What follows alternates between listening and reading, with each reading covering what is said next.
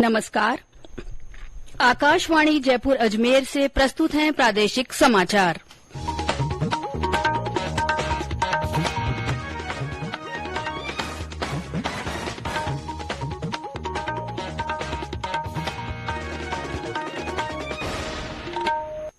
मुख्य समाचार।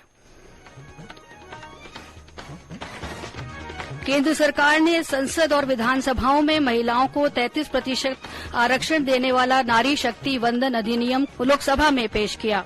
प्रधानमंत्री नरेंद्र मोदी ने कहा, नए संसद भवन में देश के नए भविष्य की शुरुआत होगी। पुराना संसद भवन संविधान सदन के नाम से जाना जाएगा। प्रदेश भर में गणेश चतुर्थी पर विभिन्न धार्मिक आयोजन। रणथंभौर के त्रिनेत्र गणेश मंदिर में बड़ी संख्या में श्रद्धालु पहुंचे। और राज्य में आज भी कुछ स्थानों पर बरसात। कल अजमेर, भरतपुर, कोटा, उदयपुर और जयपुर संभाग में हल्की बरसात की संभावना। समाचारों के साथ मैं अल्पना राठौड़ और अब समाचार विस्तार से। केंद्र सरकार ने लोकसभा, राज्य विधानसभाओं और दिल्ली विधानसभा में महिलाओं को 1/3 आरक्षण प्रदान करने के लिए आज लोकसभा में महिला आरक्षण विधेयक पेश किया। इस विधेयक को नारी शक्ति वंदन अधिनियम नाम दिया गया है। केंद्रीय कानून मंत्री अर्जुन राम मेघवाल ने इस संबंध में 128वां संशोधन विधेयक 2023 पेश किया। विधेयक पेश करते हुए उन्होंने कहा कि इसका उद्देश्य संसद और विधानसभाओं में महिलाओं को 33% आरक्षण प्रदान करना है। कानून मंत्री ने कहा कि यह कानून बनने के बाद लोकसभा में महिलाओं के लिए सीटों की संख्या 82 से बढ़कर 181 हो जाएगी। प्रधानमंत्री नरेंद्र मोदी ने अधिनियम के पेश किए जाने पर कहा कि इस अधिनियम के माध्यम से हमारा लोकतंत्र और मजबूत होगा। ये विधेयक लोकसभा और विधानसभा में महिलाओं की भागीदारी का विस्तार करने का है। आज जब महिलाएं हर सेक्टर में तेजी से आगे बढ़ रही हैं, नेतृत्व कर रही है, तो बहुत आवश्यक है कि नीति निर्धारण में हमारी माताएं, बहनें, हमारी नारी शक्ति अधिकतम योगदान दें। आज इस ऐतिहासिक मौके पर नए संसद भवन में सदन की पहली कार्यवाही के रूप में उस कार्यवाही के अवसर पर देश के इस नए बदलाव का आह्वान किया है और देश की नारी शक्ति के लिए सभी सांसद मिलकर के नए प्रवेश द्वार खोल दें। इसका आरंभ हम इस महत्वपूर्ण निर्णय से करने जा रहे हैं। प्रधानमंत्री ने राज्यसभा के सदस्यों से नारी शक्ति वंदन अधिनियम का सर्वसम्मति से समर्थन करने का आग्रह किया है। प्रधानमंत्री नरेंद्र मोदी ने कहा है कि नया संसद भवन 140 करोड़ भारतीयों की आकांक्षाओं का प्रतिबिंब है। नए संसद भवन में लोकसभा में बोलते हुए श्री मोदी ने कहा कि यह नए संसद भवन का पहला और ऐतिहासिक सत्र है। उन्होंने कहा कि आज हम नए संसद भवन में विकसित भारत के संकल्प को पूरा करने के लिए जी रहे हैं। श्री मोदी ने कहा कि अब तक लोकसभा और राज्यसभा ने संयुक्त रूप से 4000 से अधिक कानून पारित किए हैं। अभी तक लोकसभा और राज्यसभा ने मिलकर करीब 4000 से अधिक कानून पास किए हैं और कभी जरूरत पड़ी तो ज्वाइंट सेशन के माध्यम से भी कानून पारित करने की दिशा में रणनीति बनानी पड़ी और उसके तहत भी दहेज रोकथाम कानून हो, बैंकिंग सर्विस कमीशन बिल हो, आतंक से लड़ने के लिए कानून हो, ये संयुक्त सत्र में पास किए गए। इसी संसद में मुस्लिम बहन बेटियों को न्याय की जो प्रतीक्षा थी, इसी सदन ने 3 तलाक विरुद्ध कानून हम सब ने मिलकर के पारित किया। नए संसद भवन को भारत के संसद भवन के रूप में नामित किया गया है। लोकसभा सचिवालय की आज जारी एक अधिसूचना में कहा गया है कि नए भवन को भारत के संसद भवन के रूप में जाना जाएगा। संसद की कार्यवाही आज दोपहर बाद से नए भवन में शुरू हुई। इससे पहले आज सभी सांसद पुराने संसद भवन के प्रांगण में ग्रुप फोटोग्राफ के लिए एकत्र हुए। प्रधानमंत्री नरेंद्र मोदी ने इस अवसर पर घोषणा की कि पुराना संसद भवन संविधान सदन के नाम से जाना जाएगा। नए संसद भवन के सेंट्रल विस्टा में संगीत नाटक अकादमी की ओर से आयोजित पुरस्कार उत्सव में आज बाड़मेर जिले के 2 लोक कलाकार प्रस्तुति देंगे। इनमें अलगोजा वादक धोदे खान और कमायचा वादक हकीम खान शामिल हैं। गौरतलब है कि इन दोनों कलाकारों को हाल ही में अकादमी की ओर से कला पुरोधा सम्मान से नवाजा गया था।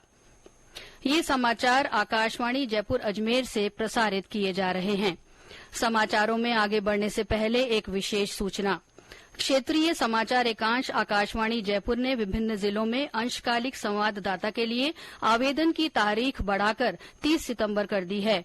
इच्छुक अभ्यर्थी अजमेर, जैसलमेर, प्रतापगढ़, पाली, अनूपगढ़, बालोतरा, ब्यावर, डीग, डीडवाना, कुचामन, दूदू, गंगापुर सिटी, जोधपुर ग्रामीण, केकड़ी, कोटपुतली, बहरोड़, खैरतल, तिजारा, नीमका थाना, फलौदी, सलूम्बर, सांचौर, शाहपुरा, जयपुर और जयपुर ग्रामीण जिलों के लिए अंशकालिक संवाददाता के लिए आवेदन कर सकते हैं। आवेदन का प्रारूप और पीटीसी गाइडलाइन आकाशवाणी की वेबसाइट www.newsonair.gov.in पर वैकेंसीज में जाकर प्राप्त की जा सकती है। देश भर में आज गणेश चतुर्थी का त्योहार श्रद्धा और उल्लास के साथ मनाया जा रहा है। यह दिन ज्ञान, समृद्धि और सौभाग्य के प्रतीक भगवान गणेश के जन्मोत्सव के रूप में मनाया जाता है। इधर प्रदेश भर के गणेश मंदिरों में श्रद्धालुओं की रौनक देखी जा रही है। मंदिरों में आकर्षक फूल बंगला झांकियां सजाई गई हैं। राजधानी जयपुर के मोती डूंगरी और गढ़ गणेश मंदिर को विशेष रूप से सजाया गया है। यहां सुबह से दर्शनार्थियों की लंबी कतारें देखी जा रही हैं। नागौर और डूंगरपुर में 10 दिन चलने वाले उत्सव को लेकर लोगों में खासा उत्साह है। शहर के कई इलाकों में गणपति मूर्तियां स्थापित की गई हैं। टोंक के अन्नपूर्णा गणेश मंदिर में 56 भोग की झांकी सजाई गई है। उदयपुर के पाला गणेश मंदिर और जोधपुर के रतनाड़ा में गजानन मंदिर में विशेष सजावट की गई है। सवाईमाधोपुर में रणथंभौर दुर्ग के त्रिनेत्र गणेश मंदिर में 3 दिन चलने वाला मेला कल से शुरू हुआ। हमारे संवाददाता ने बताया कि 3 दिन के मेले में बड़ी संख्या में श्रद्धालु पहुंच रहे हैं। आज दर्शनों के लिए मंदिर के बाहर लंबी कतारें देखी गईं, वहीं पूरा मार्ग भी श्रद्धालुओं की भीड़ से अटा नजर आया।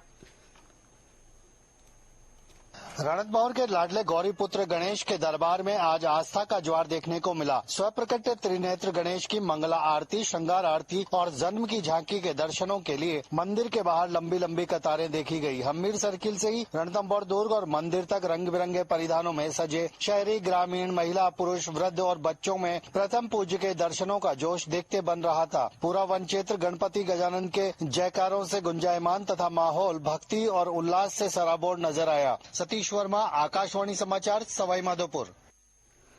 बूंदी में आज से बरूंधन में गणेश मेला शुरू हुआ। 3 दिन चलने वाले इस आयोजन में विभिन्न सांस्कृतिक कार्यक्रमों की भी धूम रहेगी। वहीं चूरू के देपालसर गांव में भी गणेश मेला आयोजित किया जा रहा है। मेले में भाग लेने के लिए बड़ी संख्या में लोग पहुंच रहे हैं। राज्य सरकार विभिन्न जिलों में अनुसूचित जाति के विद्यार्थियों के लिए 16 छात्रावासों का निर्माण कराएगी। इसके लिए मुख्यमंत्री अशोक गहलोत ने 16 करोड़ रुपए के वित्तीय प्रस्ताव को मंजूरी दे दी है। हर छात्रावास भवन के निर्माण में 1 करोड़ रुपए की लागत आएगी। इससे अनुसूचित जाति के विद्यार्थियों को अध्ययन के लिए बेहतर वातावरण मिलेगा। इन छात्रावासों में ब्यावर, गंगापुर सिटी, प्रतापगढ़ और भवानी मंडी में अनुसूचित जाति बालिका छात्रावास शामिल है। इसके साथ ही भैरावंडा, मालाखेड़ा, सूरतगढ़, रायपुर, कान्नौड़, कुचामन सिटी में सावित्रीबाई फूले अनुसूचित जाति बालिका छात्रावास बनाए जाएंगे। वहीं कल्याणपुर और श्रीगंगानगर में अनुसूचित जाति बालक छात्रावासों का निर्माण किया जाएगा। फलसुंड, उनियारा, जैतासर और औसिया में अम्बेडकर अनुसूचित जाति बालक छात्रावास बनाए जाएंगे। डीग जिले के 13 सरकारी स्कूलों में विद्यार्थी अब से उर्दू साहित्य विषय की पढ़ाई कर सकेंगे। मुख्यमंत्री अशोक गहलोत ने विद्यालयों में ऐच्छिक विषय के रूप में उर्दू साहित्य प्रारंभ किए जाने के प्रस्ताव को मंजूरी दे दी है। इसके लिए हर स्कूल में स्कूल व्याख्याता का एक पद सृजित किया जाएगा। राज्य सरकार ने बांसवाड़ा जिले में एनीकट निर्माण के 3 प्रस्तावों को स्वीकृति दी है। इसमें अर्थुना तहसील में गौरवपाड़ा एनीकट, गढ़ी तहसील में चाप नदी पर खेड़ा एनीकट और सज्जनगढ़ तहसील में हिरण नदी के पास सेवनिया एनीकट बनाया जाना शामिल है। इसके लिए 22 करोड़ 75 लाख रुपए की वित्तीय मंजूरी दी गई है। इससे क्षेत्र में सिंचाई सुविधाओं का विस्तार होगा। इसके अलावा टोंक के बीसलपुर प्रोजेक्ट और भीलवाड़ा के मेजा बांध की मुख्य नहर पर भी 20 करोड़ 32 लाख रुपए के मरम्मत कार्य की भी मंजूरी दी गई है। और अब मौसम। प्रदेश में आज भी कुछ स्थानों पर बरसात का दौर जारी रहा। बाड़मेर में आज दिन भर से रुक रुक कर तेज बारिश हो रही है। जोधपुर में भी कहीं तेज तो कहीं हल्की बारिश के समाचार हैं। हनुमानगढ़ में पिछले 3 दिन से रिमझिम बरसात हो रही है। इस बरसात से जिले में नरमा कपास की फसल को नुकसान पहुंचने की आशंका है। पिछले 24 घंटों के दौरान प्रदेश के पश्चिमी जिलों में अधिकतर स्थानों पर मध्यम से भारी बरसात दर्ज की गई। मौसम विभाग के अनुसार सबसे ज्यादा 8 सेंटीमीटर बरसात बाड़मेर के सिणधरी में रिकॉर्ड की गई। माउंट आबू में 6, डूंगरपुर के कड़वा और उदयपुर के कोटड़ा तथा झाड़ौल में 5-5 सेंटीमीटर पानी बरसा। प्रतापगढ़ में 3 सेंटीमीटर बारिश दर्ज की गई। उदयपुर, बांसवाड़ा, राजसमंद, डूंगरपुर, जालौर, बीकानेर और नागौर में भी तेज बारिश हुई। मौसम विभाग ने आज करौली, सवाईमाधोपुर, श्रीगंगानगर, बूंदी, अजमेर, टोंक, बाड़मेर, जोधपुर, पाली और जैसलमेर में हल्की से मध्यम वर्षा होने की संभावना जताई है। वहीं कल अजमेर, भरतपुर, कोटा, उदयपुर और जयपुर संभागों में भी कहीं कहीं हल्की बरसात हो सकती है। और अंत में मुख्य समाचार एक बार फिर। केंद्र सरकार ने संसद और विधानसभाओं में महिलाओं को 33% आरक्षण देने वाला नारी शक्ति वंदन अधिनियम लोकसभा में पेश किया। प्रधानमंत्री नरेंद्र मोदी ने कहा है कि नए संसद भवन में देश के नए भविष्य की शुरुआत होगी। पुराना संसद भवन संविधान सदन के नाम से जाना जाएगा। प्रदेश भर में गणेश चतुर्थी पर विभिन्न धार्मिक आयोजन हो रहे हैं। रणथंभौर के त्रिनेत्र गणेश मंदिर मेले में बड़ी संख्या में श्रद्धालु पहुंच रहे हैं। और राज्य में आज भी कुछ स्थानों पर बरसात हुई। कल अजमेर, भरतपुर, कोटा, उदयपुर और जयपुर संभाग में हल्की बरसात की संभावना है। इसके साथ ही प्रादेशिक समाचार बुलेटिन समाप्त हुआ। नमस्कार।